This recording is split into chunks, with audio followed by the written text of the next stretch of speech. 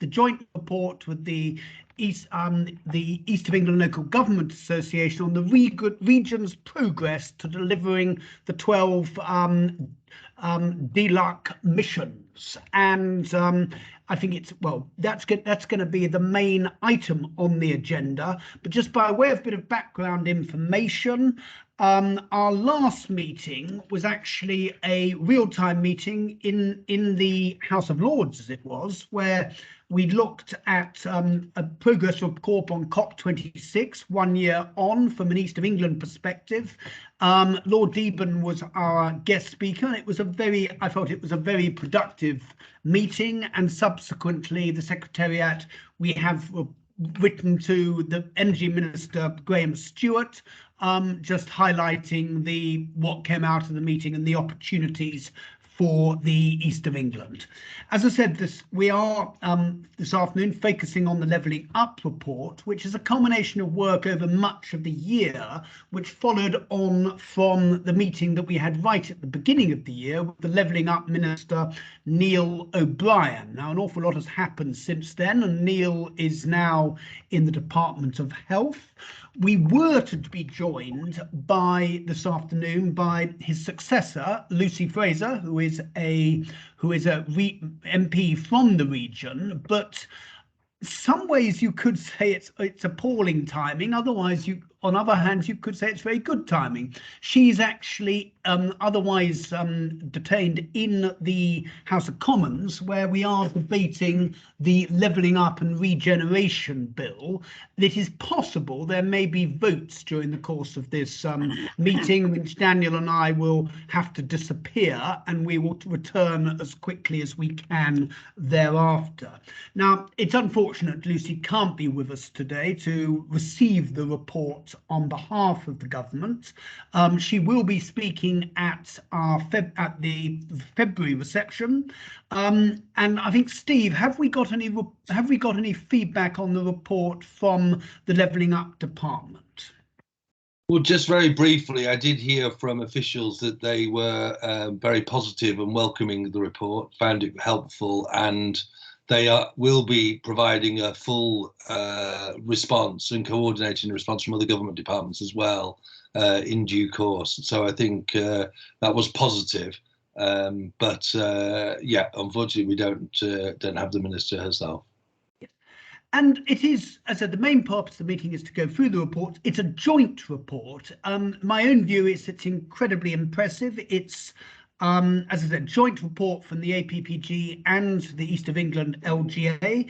It's a collaboration with about 20 partners, and I think it gives a sort of rain check on where we are. And I think we've got a long journey in front of us, but if it's vital we deliver for the benefit of all those who live and work in the East of England. Now, in the first instance, Steve Barwick and Cheryl Davenport, they're going to take us through the report. Thereafter, we will have a panel response, and that response will come from Matthew Hicks. Good afternoon, Matthew. He is the chairman of the East of England LGA. Then also from Councillor Louise McKinley, who's deputy leader and lead member for Levelling Up at Essex County Council. Councillor Alan Waters, who is leader of Norwich City Council, and Councillor Stephen Robinson, who is leader of Chelmsford City Council. They will give their comments, and at that stage, I will hand over to my co-chair, Daniel Zeichner, for him to watch over the Q&A session, and then there will be a final summing up. Now, before I hand over to Cheryl and Steve, I'll just ask Daniel, Matthew, is there anything I've missed? Is there any comments you've got? Nothing at this stage, Peter. I've got a shaking of heads, and so without any further ado, I will hand over to Cheryl and Steve to take us through the report. Well, good afternoon, everybody. Absolutely great to see so many people on the call today. I'm just briefly going to explain the purpose of the report and the documents that go along with this session today. The purpose of the report is to examine the 12 Levelling Up missions in the Levelling Up White Paper and to put that in context in relation to the current position in our region and where we see we may have challenges in achieving those missions over time to the 2030 targets that were outlined in the White Paper. We also examine a 13th area, which is sustainability, which we see as an omission to the White Paper, and we feel it should be reflected in all aspects of levelling up, and therefore we've included that in our report today. For the East of England, climate change poses significant and particular risks and challenges, and so we've touched on the recommendations about that area in this report. Now, there are actually two versions of the report for you. There's a short form report. This provides a really handy summary of our findings and recommendations against each of the 13 areas for the region. And the recommendations are both for the region and for the government and come with a confidence rating for each mission. So each mission is given a rating of high, medium or low confidence in terms of the ability to achieve it by 2030. The long form report then includes detailed analysis of each of the areas, including key evidence and data that has led to the findings and recommendations. I really think you will find those chapters very interesting and worthy of sharing with others with whom you work and partner. There's some absolutely brilliant analysis in there that gives us an up-to-date position across each of those missions for our region. So in today's presentation, we're going to give a brief overview of each mission and the confidence rating that has been applied, but we're actually going to concentrate in terms of the detailed recommendations on those with the lowest confidence ratings. I just wanted to reinforce that each of the recommendations, no matter whether they are high, medium or low, have recommendations in this report, but in terms of time in the presentation today, we're going to concentrate on them in that way. So I'll just ask to move on to the first slide, and we will make a copy of this presentation available to you.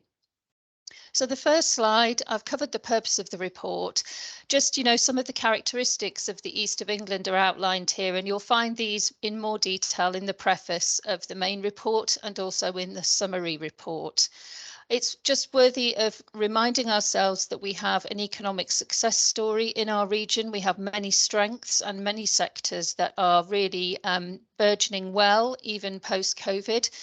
And, along with the ones on this slide, we also have a fantastic creative industry sector in the Hertfordshire area, and there are many things that are actually developing at pace and are seen as global areas of development. But we also have had the highest population growth of any region or nation in the last census, and this is, over 8%. It's a significant rise and a challenge for us.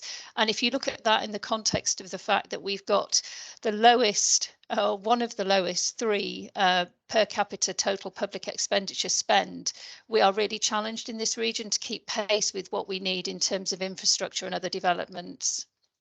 So we've got some key corridors, as you know, in our region that add, great value. We are a big connector into other parts of the UK and its economic potential, from our ports and so forth. And we have got areas of significant deprivation. And this is part of the problem of describing the characteristics of the East. Often we're seen as a reasonably affluent area, but in fact we have significant deprivation, not just in pockets in towns and cities, but particularly in rural and coastal communities. One of the key messages that we want to get across in this report is that the role of local government is absolutely critical to levelling up. A strong and sustainable local government sector is absolutely fundamental to the success of this policy. And so from EELGA's point of view, the local government voice is absolutely essential. So we'll just move on now and look at some of the findings of this report. So there were some areas where we felt we would have high confidence in achieving the missions. Now, of course, there are many factors that are at play here, and we can't see into the future exactly in terms of the next 7 years. But in terms of employment, productivity and pay, we do benefit from above average percentage of people in work in our region. But of course, we do have now the problem that the number of jobs available is outstripping those looking for work. So, recruitment is a key issue for us. But in terms of our track record on employment, productivity and pay, we have high confidence that we could achieve the mission as defined in the white paper. In terms of R&D, again, really there's a pioneering relationship here between research and commerce, and we have leveraged one of the world's leading innovation ecosystems. This is, been shown in great relief during the COVID pandemic in terms of our scientific endeavours in our region, and is a great credit to the region. The third area that we have high confidence about is well-being. Now, again, our track record on this is very good and above average for the UK in terms of life satisfaction. We've examined a number of factors in that you will see behind this in the chapter of the report. And of course, there has been a slight downward trend in life satisfaction post-COVID, probably to be expected, but there is a reasonable level of confidence that this will increase again over time. So this we have also rated as high confidence. So moving on then, we've got some areas of medium confidence. Now, digital connectivity is one that we've looked at quite in detail at EELGA in our infrastructure and growth panel over the last 12 months. And we've done mapping of where we have not spots and also where we have significant gaps in the funded programs that are there to improve connectivity. So for our rurality, we feel that there are vast disparities in the quality and reliability of digital connectivity. And even despite, the gigabit programs that we've got going on, there are areas that are still lagging and being left behind. So we've only given this a medium confidence rating and made some recommendations around that area. The next area is pride in place. Now, this is quite a difficult area to describe, define and measure. And some of our comments in our chapter actually talk about the difficulties of measuring this and how we might do that consistently. But we do see that we have, really good cultural, economic and environmental factors that would support pride in place. And indeed, we've got some of the places in the UK that come out high in various rankings around great places to live and work. And our councils are united in respecting the importance of place and put a high priority on that. So we have a medium confidence there. But again, this is an area that could slip in terms of funding crunch, etc. In terms of crime, we have seen trends similar to the national position, and we're expecting that trend to continue. So sort of stable and falling in terms of the rates in our area, and there's some further information about that in the chapter itself. And then just moving on to the final areas of medium confidence. Devolution, clearly very topical in terms of the events this week. So we now have 3 parts of our region that have a devolution deal. Welcome these opportunities, but feel that these should be extended to other areas. However, a key point here is that one size does not fit all, and we're looking for an approach from central government that reflects that. Our region is not an area that has, lots of big urban areas. We're very different, and we need to look at how we deliver differently for our populations. And then finally, the 13th area that we added to the report is sustainability. Now here we have a medium level of confidence in that this is becoming a very high priority for everybody, local government and its partners across the region. But we do feel that further work needs to be done if we're to actually keep pace with the climate change targets that have been set nationally and internationally. And for our region in particular, things like achieving net zero, particularly with the rurality and the transport infrastructure issues that are reflected in the report, and water scarcity and how we preserve water and recognise biodiversity are absolutely, key priorities for our region.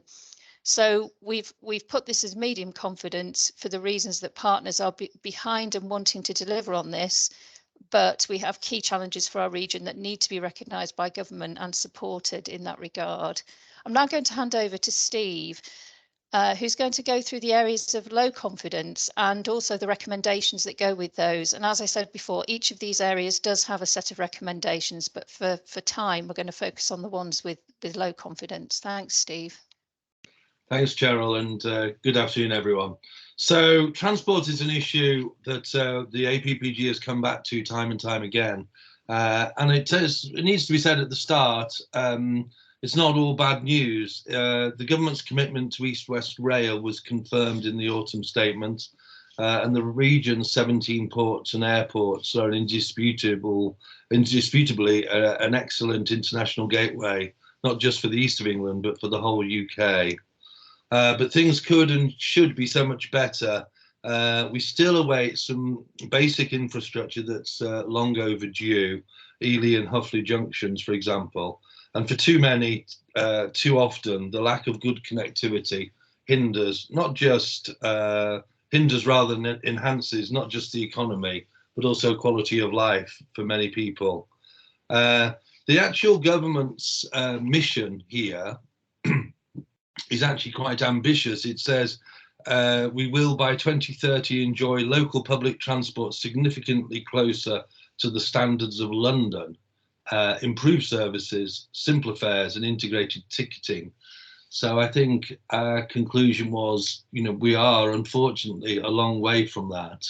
I should have said thank you very much to Esme Ewell, who spends a lot of time helping with this chapter, and also London Stansted Airport and other colleagues of Transport East and the Haven Gateway Partnership. This has been truly a very collaborative effort. But we remain very clear that there does need to be increased and stable funding for bus services, simpler long-term funding mechanisms, and obviously we still need that what's called RNEP 6, I think, the Rail Network Enhancement Pipeline. We need to see that deliver for the East of England. So those are some of the recommendations, and I'm sure Transport will figure in our discussions later. If we move on to education, which is actually an issue which hasn't and probably should have been more of a focus for the APPG, but hasn't figured this year, but will next. We came up with quite some surprising statistics that actually it is below average for the expected standard of reading, writing and maths for Key Stage 2, 64%, just below the 65% in England. And we also found that disadvantaged children also do less well in the East of England than in England generally, 47% reaching the required standard compared to 52%. And in 3 areas, achievement at Key Stage 2 is less than 40%. So I think this shows, if nothing else, that levelling up is highly relevant to the East of England, and the idea that it somehow isn't an agenda item for this region is clearly wrong and borne out by those figures. Now, again, the government's target here is extremely ambitious, and I think it's seen as extremely ambitious by many people. It's actually that 90% of children will reach the standard by 2030. I think everybody seems to agree that's not feasible at all, but there are a lot of actions and initiatives from the Department for Education and others to try and narrow the gap between the worst performing areas.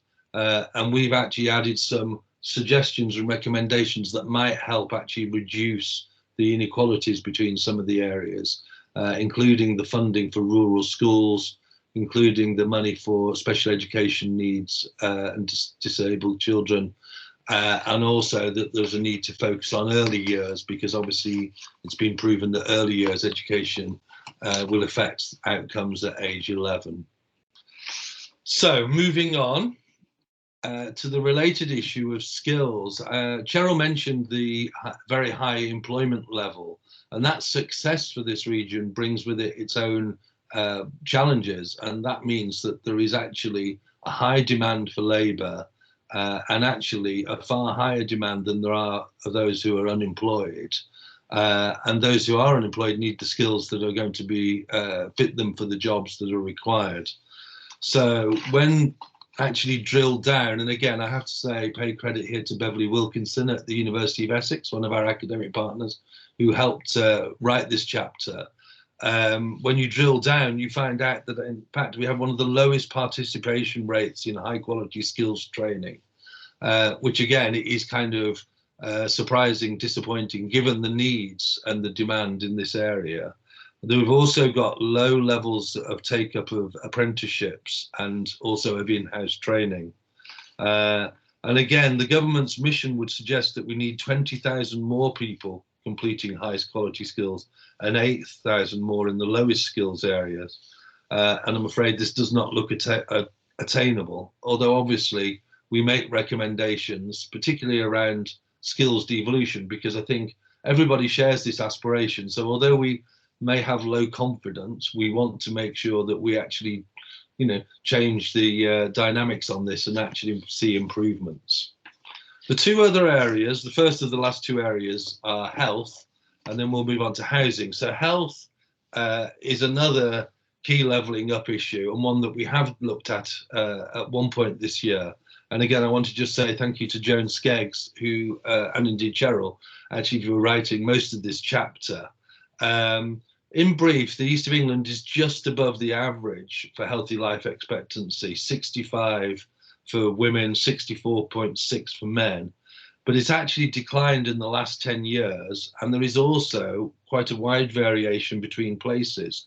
So for women, the Peterborough is the lowest, I'm afraid, at 59, age 59. Cambridgeshire, the highest at 68. And then for men, the gap is between Central Bedfordshire at 68 and Luton at 59. So making an impact on healthy living expectancy is obviously very, very challenging given COVID and given the current cost of living crisis. So there is also the problem of the fact that there are large vacancies in the social care sector. And as we know, there are reforms there that are still yet to play out. So the APPG and the region is working very much with its 6 integrated care systems in order to improve this. But I think the likelihood, again, the goal of the government is to increase healthy life expectancy by a full 5 years by 2035. And that does look extremely difficult to achieve, hence our low confidence. So last but not least, housing, which is another issue which we have spent less time on than perhaps we should, but we certainly intend to make amends on that in next year. And we find, again, a key fact, which is that the East of England is top of the class in terms of home ownership. More people own homes in the East of England than any other region of the country. But it's also, in terms of where we are now, very high for affordability or unaffordability. So in 42 out of 45 areas, house prices are 8 times median incomes. And in 2 areas, that's Hertsmere and St Albans, they're 18 times median incomes. So the prospects for first-time buyers have, of course, always been difficult and been getting difficult, but it's obviously dipped considerably of late, given the changes in interest rates. This was one particular area we were difficult. It was actually very hard to find the statistics for first-time buyers at a regional level. And we've actually gone back to DLUC to ask them for more information, but it wasn't forthcoming in time for this report. Just very briefly, there are clearly quite a lot of other issues for the region on housing above and beyond first-time buyers. There are almost 100,000 people on councils' housing waiting lists, and 1 in 4 homes in the private rented sector are defined as non-decent. So all in all, housing is a major issue, one where there is low confidence now, but where we're determined to make progress, and it's something that we will look at in 2023. Thank you. So just to conclude our presentation today, we just wanted to touch on some key points to close the presentation. I think firstly, as we both alluded to, this report has been an absolutely great partnership endeavour. And we just wanted again to thank people for that. We feel we have produced some insightful and illuminating analysis on those 12 areas and our 13th area of sustainability, which we hope will be really helpful to all partners, particularly in our advocacy work with central government. Levelling up is extremely relevant to the East of England. You've heard about the needs really across all of those missions, particularly the low confidence areas that are so critical. They'd be critical whether we had a levelling up policy or not. These are areas of inequality that will affect everybody in the east of England if they're not addressed and tackled. And we want our region to thrive and be able to address those areas and perform well. The goals that have been set are challenging. They were set obviously in February 22. It will be interesting to see whether there's any adjustment to those and also how they're going to be measured, because in the report we do comment on that. What does good look like? Will there be a baseline for this? How will we actually measure effectively these areas and consistently across the country? And we've given some comments about specific areas where that is looking very difficult at the moment. All sectors of the region stand ready to work in partnership with Whitehall and Westminster. The collaborative work in our region is really strong. The networks that we have, the way that we work together in local government and beyond, that gives us a great foundation to take this work forward with one voice. And then in terms of the APPG for the East of England and for EELGA, clearly we want to focus on those low confidence issues as we head into 2023. All the mission areas, including sustainability, will be priorities for us, but in particular through the APPG, we will want to give good priority and advocacy work to those low confidence areas. So that concludes the presentation. We will be able to share with you a press release which is being issued tomorrow. We will also be able to circulate the slides, and indeed I think you've already received copies of the reports today, but if you don't have those, again, we'll make those available to you. And I'll stop there, and thank you very much indeed everybody for their input. Cheryl and Steve, very many thanks for taking us through what is a very comprehensive report, and I think gives us an appropriate benchmark at which to judge our performance and also how we can assess it going forward. If without any further ado, I will now ask our panel to, in probably 7.5 minutes each, to give their feedback, their views on the report. And I will start off with the chairman of the East of England LGA, Councillor Matthew Hicks, who is leader of Suffolk County Council. Matthew, look forward to hearing from you. Thank you very much, Peter, and good afternoon, everyone. And I'm delighted to be here as chair of the East of England LGA. Just as a reminder, we have a membership of about 50 councils from the East of England, and we support our councils to be the best they can be around people, places, and our communities. The government's Levelling Up white paper clearly places all local authorities at the heart of the Levelling Up agenda, and this recognition of our crucial role is clearly welcomed. However, councils require more sustainable and long-term funding from central government so that we can actually carry out this really important role to our full potential. The situation has become probably more critical in the current cost of living crisis, with high inflation and the current economic environment, which no doubt is putting pressure on all council budgets at the moment. Previous rounds of levelling up funding and infrastructure and investment and core spending for councils has shown that the East of England has been disadvantaged when compared to other regions in England. There is a general perception out there that ours is a region of affluence. Now, while we are a net contributor to UK PLC, and many of our places are economic success stories, this general perception does actually also hide the vast deprivation that does exist in our communities. Some to a greater extent than others, of course, but this risks the region's prosperity as a whole.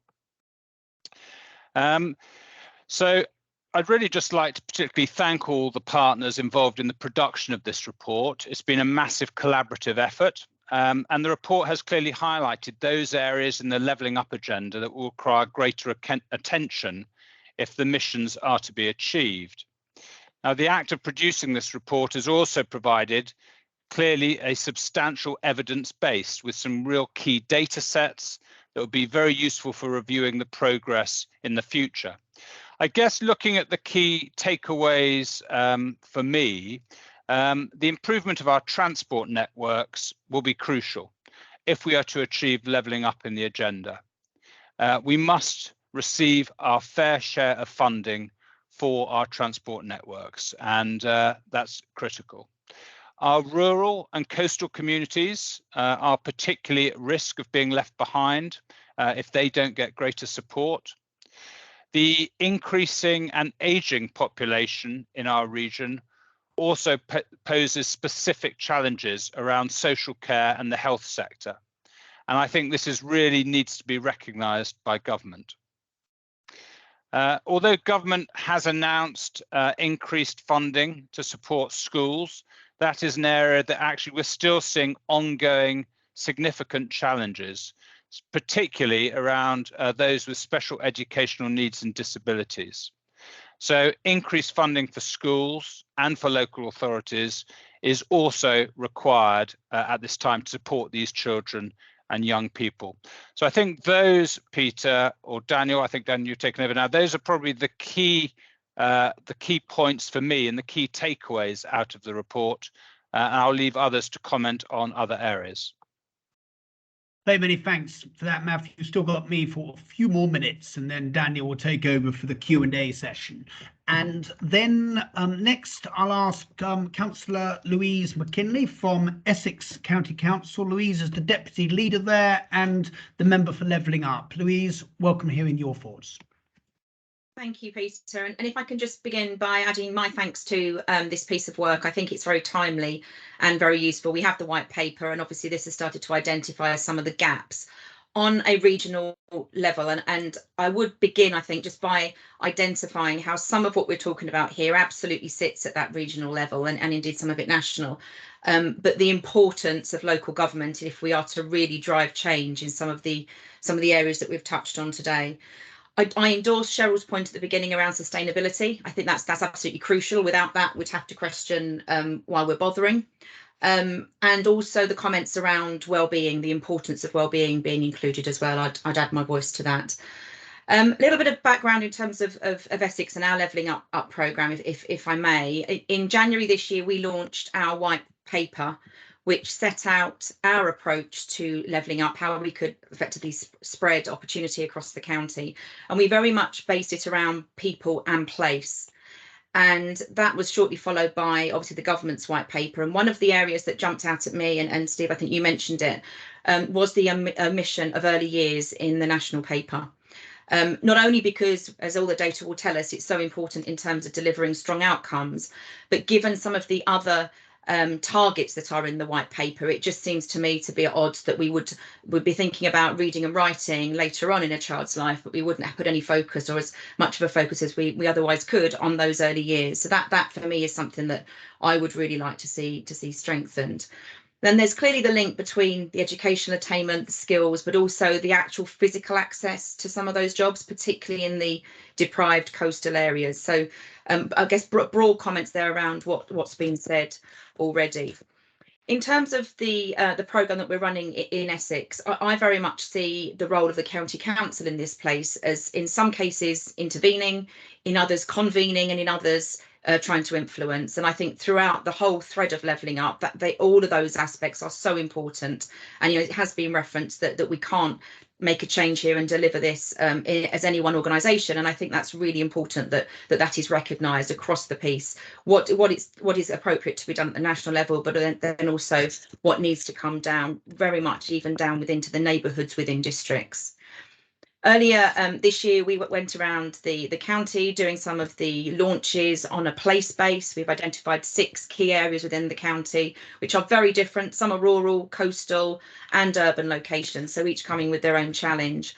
And then alongside that, the cohorts of people that we've identified as well. So this year has been very much about building those foundations, understanding the data that we're using, but also thinking about how we can work closely with the partners, the MPs, the businesses, voluntary and community sector, schools, health alliances, etc.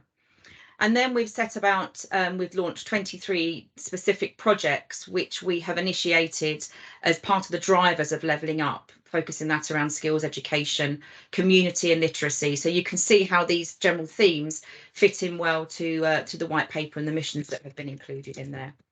So we've had a big focus on literacy, creating 74 literacy areas. There's one in every library across the county, thinking about how we can expand adult community learning hubs in areas where there is no provision.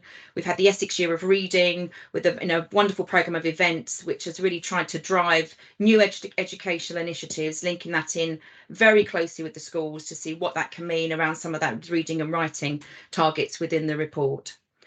We've also created some new physical activity hubs, and I think this comes back in many ways to the wellbeing point that was being made earlier. None of these can be seen in isolation, and I think that would be my other key point that I would make in terms of the response to the report, that as much as we have to prioritise them for practical reasons, they are all important and they do all interlink.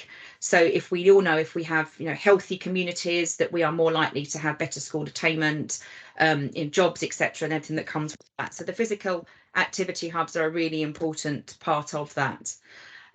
The link here around the digital device and being able to get online. So we've donated over 4,000 devices to schools. That's in addition to the 2,500 that came from the DFE.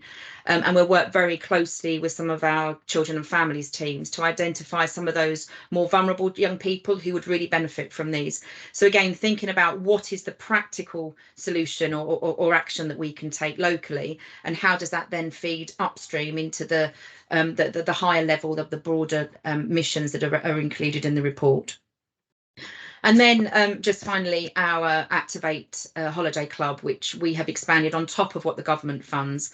And that's seen in the last couple of years us provide 500,000 free meals and supported over 30,000 young people during the school holidays. We have increased that to include half terms as well. Again, trying to give that much rounded approach to the whole missions. What does it mean if we want people to get into work? What can we do around in the space of childcare? Which in itself is a very complex and detailed conversation, as I'm sure you'll appreciate, but certainly recognising what is our role as a local council, what can we do to step in and support some of the more deprived areas as well, that can then link that into supporting the parents, whether that's through just simple childcare or if it's actually about them developing their skills as well. So the report, if I just to sum it up, the report for us, I think, has been or is very helpful, and that's certainly something that we will be taking away to do the crossover in terms of where the gaps are that you've identified and what that looks like on a local basis for us. And then see how we can adjust our programme. But the key here is how we use this data to then turn it into the deliverability of different initiatives and programmes on the ground. Louise, very many thanks for those thoughts. And next, I hand over to Councillor Alan Waters, who is leading Norwich City Council. Alan, good to see you there and look forward to hearing from you. Thank you very much. This is a fine piece of work. It's a practical document. I think what it does is it reflects the existence of already rich partnerships and networking across all our local authority areas and collectively for EELGA. I think in many ways where there may be a degree of difference in emphasis between political parties, this actually is beyond ideology in the sense that what we have here is a whole series of practical strategies which, irrespective of which government is at Westminster, should be the mainstream core of what every government does within the parameters that it sets itself. And I think what it also does is it holds government to account. The government have produced the white paper, they've produced the missions. What we have done in this report is actually measure where we are in the period leading up to 2030. Now, as all of us know, whether we are in business or we are in local government, 6 or 7 years disappears very quickly. To do a lot of this work is going to require evidence of preparation and implementation from now. And I think what this is a very good snapshot of what we've judged as being in a good space, progress being made, but also some really stubborn issues that do need to be challenged. I think the Institute for Fiscal Studies said that actually, if you're serious about levelling up, you need to level up the funding of local government. So at the present time, the government's funding model in terms of what it gives to local government is based on 2014-2015 figures. And over that last period, lots has changed. Populations have gone up, populations have gone down, demographic factors have been reshaped and remolded. And so what we need the government to do, I think, is to use the recent census information to update that to reflect what the realities are across local government. And there is a need for a redistribution mechanism based against a series of criteria which used to be called the Revenue Support Grant. And I think that's going to be vitally important if picking up Matthew's point about adequate funding and predictable funding is to be delivered. I will say something quickly about housing. Housing, I think, is a really very crucial area. We are not building enough council homes. It is unhelpful to have a right to buy model which is based on a massive discount of council homes that then invariably end up at some point being rented out as houses of multiple occupation, or in the hands of private landlords. We have to do something about people in the private rented sector.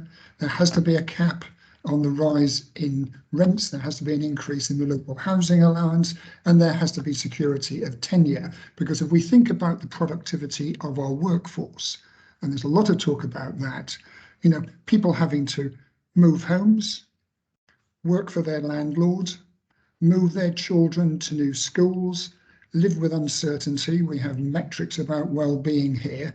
That's a highly destabilizing presence in our society, but also in terms of where we wish to motor along and strengthen the productivity and the outcomes for our economy in this part of the country.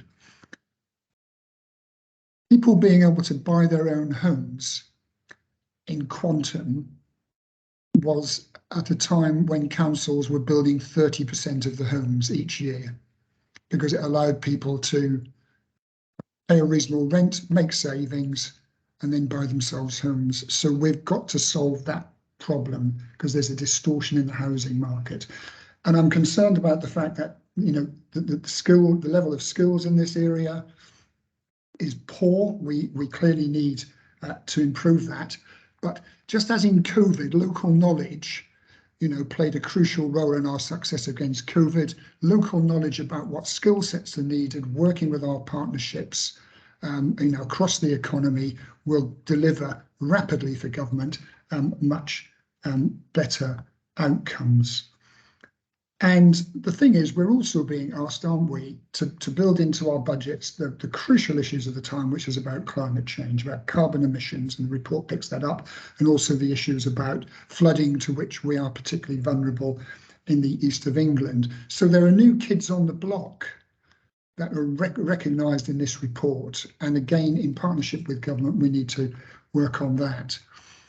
In terms of just skills, we need to go back to thinking about a sort of a social security system, a flexi social security system, which enables people to get to the support that they need to get into those jobs. And if we want to save ourselves the convoluted exercise of doing our very best to feed children in holiday times, actually, if the government took a very close look at some of the things it's currently doing with the social security system, I think it could find a more straightforward and direct solution to that. I'll say something very quickly about devolution.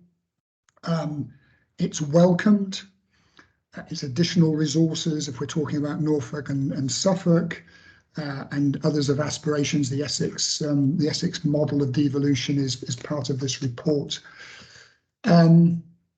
But at the moment, what it is it's more orientated towards, provides money for some key things, infrastructure and so on.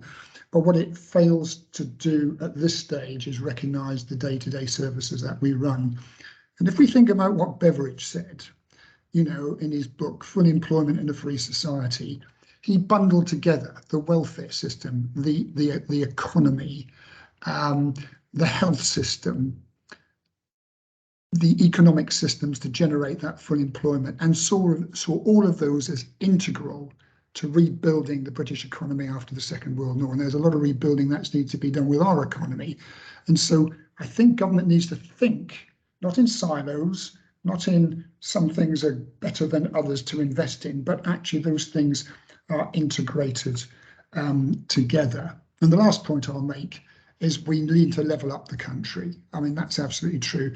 Otherwise, we begin to look, for the historians among you, a little bit about the diverse modelling in the Holy Roman Empire, where there were 300 different types of governance and states. We actually need something which levels up the whole of the country, and to do that in a consistent and timely way. The government's ambition is there, but it needs to be predicated on some of those financial issues I've talked about, and an understanding of the integration between the things that drive productivity and economic improvement, and the elements of the welfare state, which encompass those things under Beveridge and need to now encompass the way government thinks at the national level.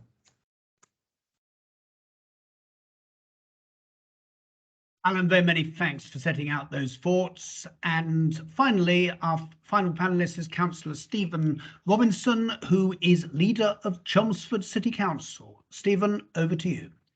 Thank you, Peter. Hi, hello everyone. Thanks for taking part in this presentation and listening to what we've got to say. I hope you're not all asleep. I wanted to say thank you to the team that pulled together this paper. It's important for drawing attention to the fact that levelling up is as much an issue for our region as for any other. As parliamentarians and council leaders from this region, we need to ensure that our issues are kept on the government's agenda. And this paper very clearly sets out this region's take on the government's missions as that it's set out in the white paper. I wanted to pick on three on the skills and education and on housing, but those were ones which Cheryl drew attention to in her opening as ones that we particularly have low confidence in our ability to achieve in this region. On Mission 5, that by 2030 the number of primary children achieving the expected standard in reading, writing and maths, as was mentioned, that's a really significant issue for us, because if we don't get the early years and primary school education right, then we are not going to create the youngsters who are ready for moving on to secondary school and achieving there and into the economy after leaving school. And we have a particular issue with many of our rural schools because they're often too small to properly support those pupils with additional needs, and that's why in the paper we're suggesting that the rural formula really needs to be addressed in particular. Mission 6 talked about the high quality skills training which needs to have increased in every area of the UK, and this report has shown that in our region we've got a significant skills shortage that needs to be filled if we are to level up in the region. And greater devolution of skills funding and greater coordination within the region and within existing authorities would help in that regard. But it's certainly something which we need to think about, and there is a tendency for people seeking higher value jobs to go up to London rather than stay in Essex in particular. That's an issue for us that we need to address. The third area, and that's the area that I particularly want to concentrate on, is the housing issue, and this is Mission 10, that by 2030 renters will have a secure path to ownership, and the number of non-decent rented homes will have fallen by 50%. Housing affordability and availability, as was mentioned earlier, is one of the biggest challenges in our region. And affordability of housing is absolutely fundamental to the levelling up agenda, because a home, having a decent home, is vital to being able to hold down a job and to bring up a family. And that's why it's so important. A job, a home, and well-being in communities are three of the key fundamentals. And in the south of our region, affordability is affected by proximity to London and the pressure of people moving out from London. In the northwest of the region, similarly, proximity to Cambridge, one of the fastest growing areas of the country, is pushing up house prices. And in many of our coastal areas, affordability has been affected by the rapid growth of second homes, and young people from those areas in particular are being priced out. So we really have to look at affordability of housing. Affordability, of course, feeds through feeds through into homelessness, and we have a rapidly rising problem with homelessness. At the end of Q2 this year, there were 2,295 Essex households in temporary accommodation. That's well over 5,000 people. And so for the rest of the region, with well over approaching 20,000 people. By November, that had grown another 11%. So in Essex alone, 2,500 homeless households, which district councils are having to find a temporary accommodation for. And this is a major challenge on top of the local plan challenges of setting aside allocations for market housing. And our region has grown in population terms by more than any other region in the last 10 years, which of course affects housing, infrastructure, education, health, and so on. And so we have to, as a region, support the building of large numbers of new homes, obviously with the appropriate infrastructure and in the most sustainable manner possible, so that we create communities, not just houses. The government is right to say that we need at least 300,000 homes a year, and we are failing our young people and future homeowners if we don't play our part in building those homes and allocating them in our local plans. And that's a really crucial part of the whole levelling up agenda, having a decent home in which to live. Thank you.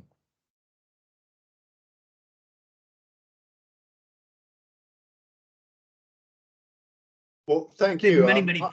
Many thanks for that. And I'll just thank you, Matthew, Louise, Alan, and Stephen, and over to Daniel, who has now got some light to conduct the Q&A session and the rest of the meeting. Daniel, over to you. Thank you very much, Peter. I almost jumped the gun there. Yeah, apologies. I was going to, how sorry I was you were all not able to be with us in Westminster. Apart from the lights went off a while ago, and I've been sitting in the dark in my following you on a phone. So perhaps Westminster isn't quite the place to be at the moment. But can I say thank you also to the authors of the report, and also it's unusual, encourage people to look at the longer version of the report. I think all of us read for the abridged version of all reports, but there's actually a huge amount of rich detail in there, case studies and examples. And I think when people sometimes question why do we have these England all-party parliamentary group, I would very much point to a big work like this, thanks to colleagues from EELGA and universities, but I'm not sure who else would be doing this at the moment. And I think there's a really, it's really substantial and important. I hope people will take the time to read it. Now, we've got a few minutes, 10, 15 minutes possibly, to take questions, contributions and observations.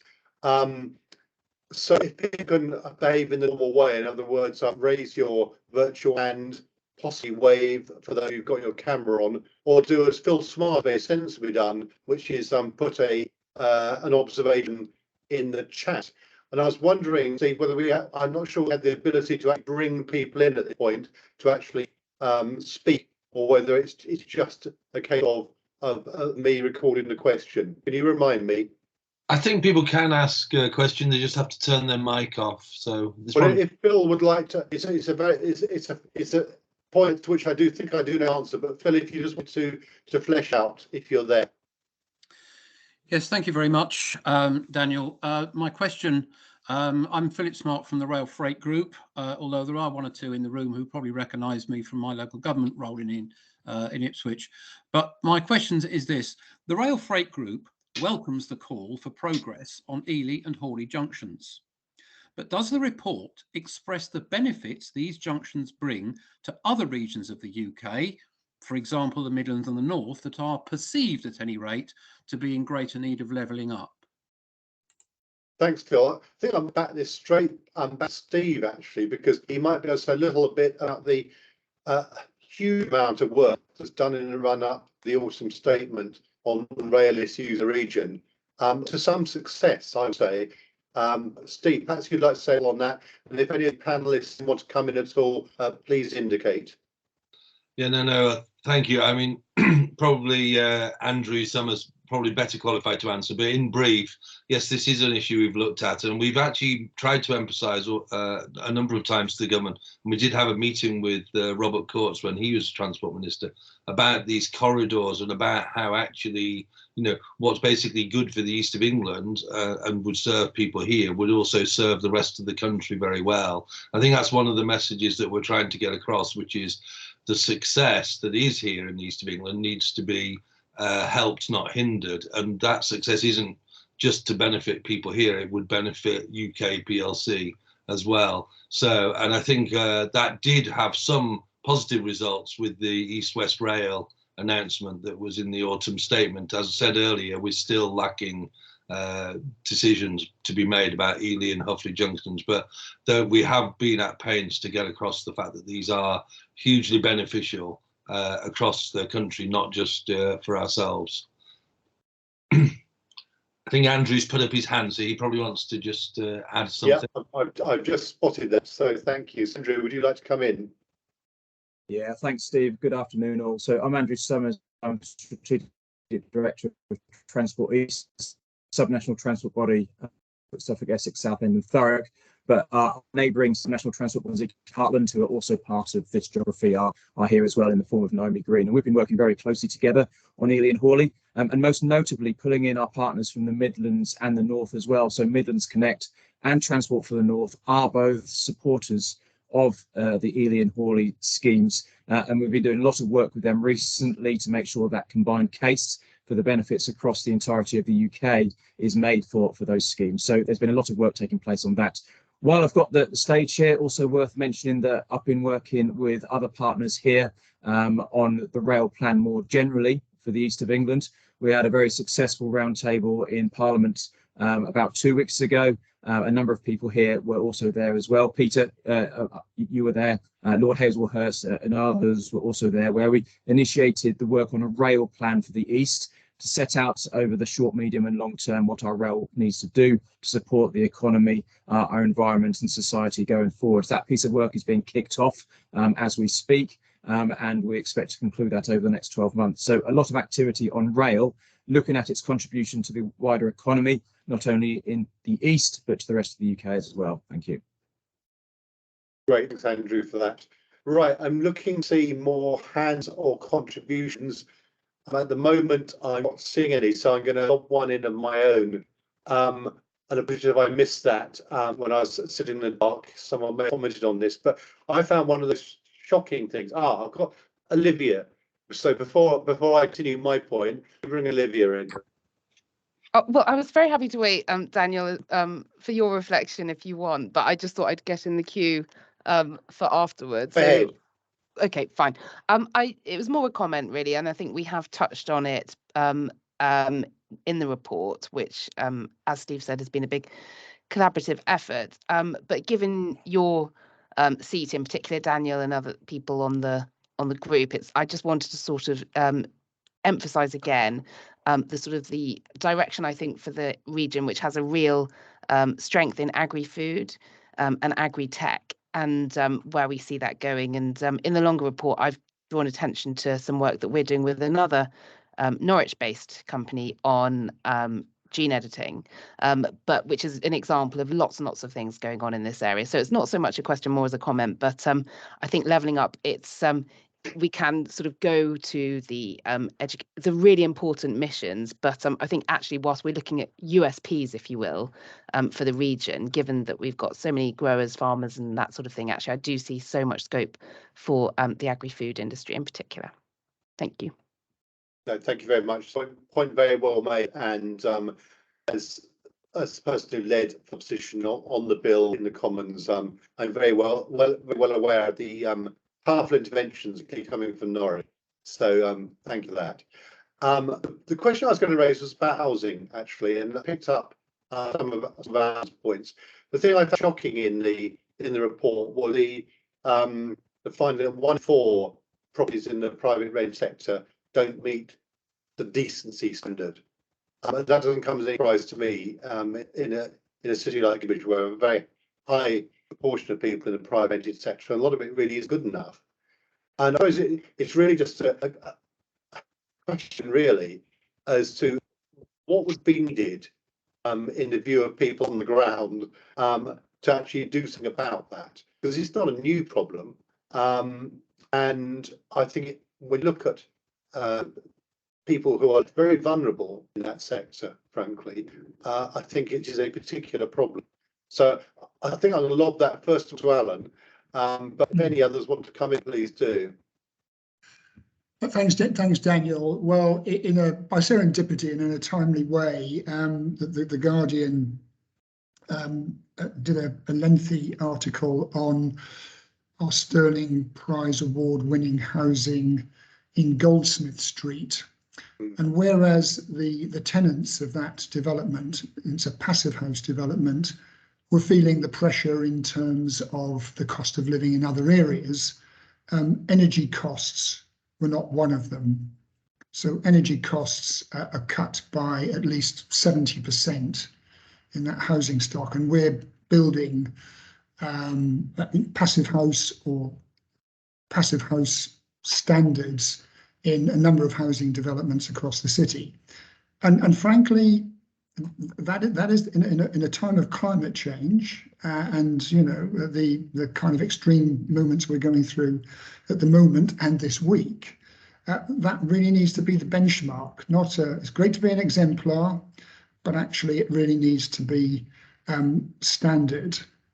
And government has got to put its shoulder behind all of this, because, you know, retrofitting and generating higher standards, particularly in the private rented sector, is absolutely vital. We will not be equipped as a nation unless we tackle this massive housing deficit when it comes to energy and energy economy, but also general quality of housing. And we need to mobilise that at the national level.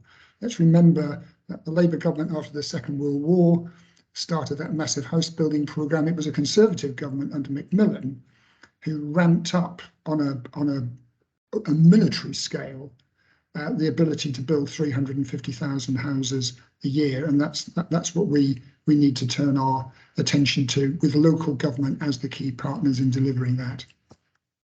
Thank you very much, Alan. I fear I may have been saying something similar best part of 30 years. There you go. Carry on saying it anyway. I can see that both Peter and Stephen have their hands up. I wasn't sure who came first. I'm going to give Steve the benefiting, I'll guess, first. So Stephen, you, and then Peter. Thank you, Daniel. The Local Government Association collectively has welcomed the government's proposal for a decent homes standard, and so we are keen.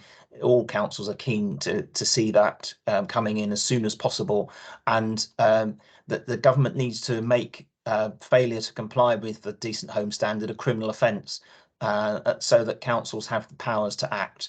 So I hope that colleagues in Parliament will argue for that, so that councils can issue civil penalties or prosecute and be able to take action against landlords, private sector landlords, who are failing in their duties.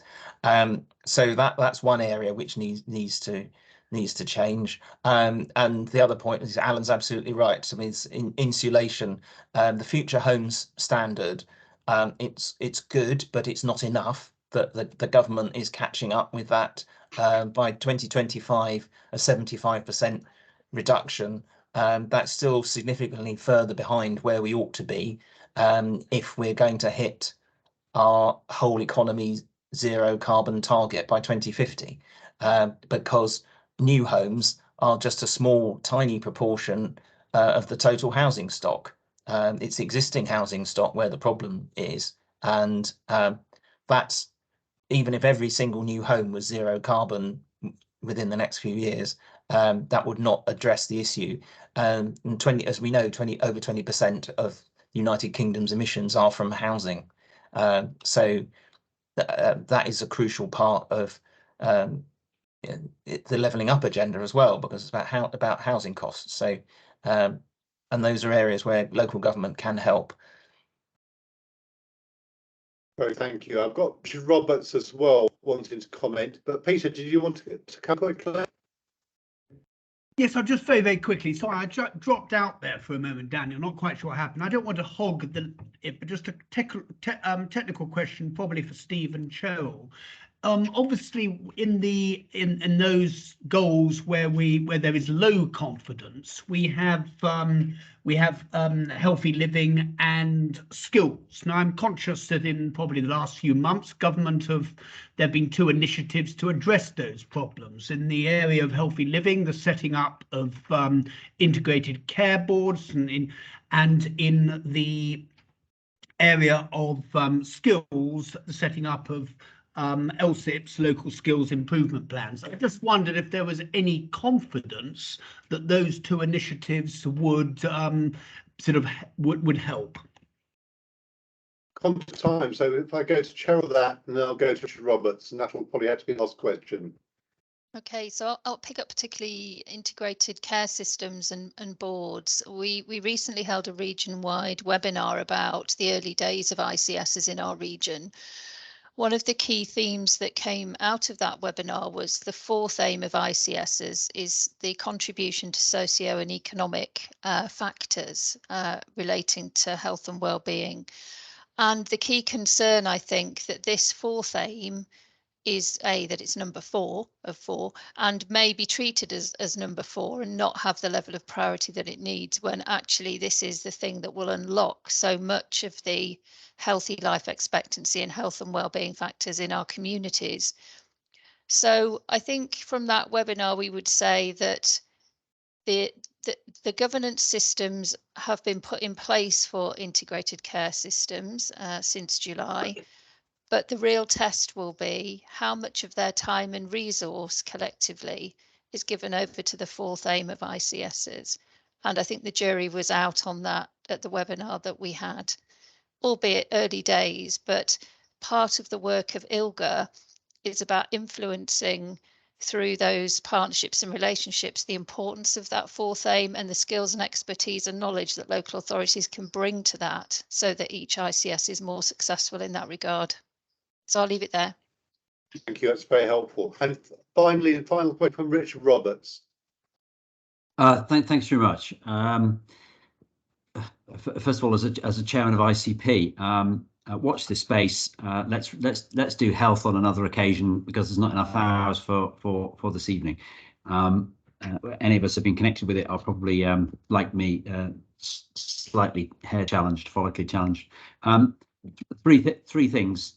On the economy, if we want to attract in inward investment, if we want to maintain the pace of that happening, not just in the south of the region, but right across the region, we need to be really clear about those commercial opportunities, that employment space, employment land, because without those growth opportunities, everything else falls by the wayside. Secondly, picking up Alan Walter's point around sustainable development, it is one of the key challenges that we have picked up through the Climate Change Forum, and we have raised this last month when we came down to Parliament, and the APPG was met with Lord Dimon, and this was one of the key challenges that we raised there. I've raised it with the CCN and with our local LEP. It strikes me that we need, particularly moving into towards 2030, when so many councils have these commitments towards zero carbon, that we might not have reached the point where our developments are not zero carbon in at least some major aspect would be a failure, not just of COP, but just of our own, both local and central governance. I really do think we should major on that. So in a sense, I'm in full agreement with Alan, and so is the Climate Change Partnership, and so is my council, which is Hertfordshire County Council for just for the record. And I think the other thing that flows then from that is I think what's really important for local councils to get involved with is the quality of the built environment to keep our places attractive to those that want to come here. And I think as we are challenged with our finances, that's something that we must really major on, that the quality of the built environment, so people really do want to be involved in their community, get stuck in, move in, be that new energy that flows in and around the region. Thank you. Thank you. And that last point in particular, I think is very recognised in my part of the world, a real challenge. Look, you all, particularly obviously the panellists, but also those of you who've either contributed or been listening and participating in that way. I think this all-party group, this voice for the does an impact and an effect. It was a shame that Luke Fraser wasn't able to be with us. I can testify the fact she was in chamber because I was in the chain listening just earlier to a very, very strong debate going on around housing targets, next to which they need to have teeth a lot, which I expect is a debate that many of you are familiar with and go on we had here and elsewhere and are very relevant for our region. Delighted that she will be at our next meeting. I think that's really important. We will, of course, be doing a detailed letter and follow-up. We always do after these events to ministers. And I think if you're looking at some of the responses to the invitations that we've been sending, it's pretty clear that officials and ministers do look at what we're sending them. So that I think is reassuring. And I think as Cheryl made a point earlier, it's the low confidence issues. And I have to say they are some of the biggest issues that were identified in the report will be the things that we will be coming back to 2023. And again, just picking up Rich's last point, health and ICBs, I think is a big subject. Perhaps something we've consistently struggled to take a kind of regional view on, even though we've tried once or twice, but we may well turn to that. So thank you all again. Thank you to Steve and EELGA for making this happen, and also all those who produced the report. It has picked up some media interest today, which I think is important as well, that people understand there are people thinking across the region about the future and the challenges that we face. And thank you basically for your support of the group. Thank you to Peter. I think that probably means that I can bring the meeting to a close by wishing you a happy new year. Hope you're all warm and safe. I look forward to see you hopefully at Westminster. We can actually meet in person, which I much prefer, I have to say. Given that we couldn't say, this is next best thing, and thank you for your time, and see you New Year. Thank you. Thank you very much. Thank you. Many thanks, everyone. Happy New Year. Cheers. Yes, have a great Christmas.